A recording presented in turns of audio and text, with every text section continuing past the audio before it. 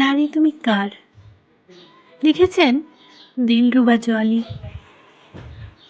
নারী তুমি কার যে প্রান্তেই থাকো তুমি তোমাদের অটুট থেকো।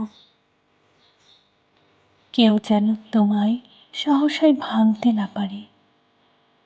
গভীর আবেগে যদি দেখো তুমি হেলে পড়েছ, খানিকটা দম নিয়ে আবার সোজা হতে চেষ্টা করবে।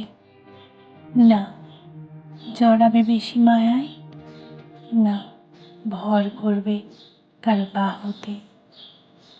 হোক তারা যত আপন একনিষ্ঠ, তারপরেও জ্ঞানে ধারণ করবে যতদিন তোমার রত ততদিনই তুমি প্রশংসিত, আদরিণী, মায়া বিশ্ববাসিনী। নারী তুমি ভালোবাসো তবে নিজেকে কাঁদিয়ে নয়।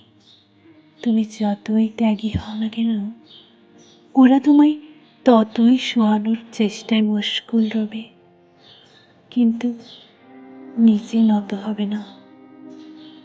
তাই ধীর হও, তুমি তোমার, তুমি অন্য কারো নও।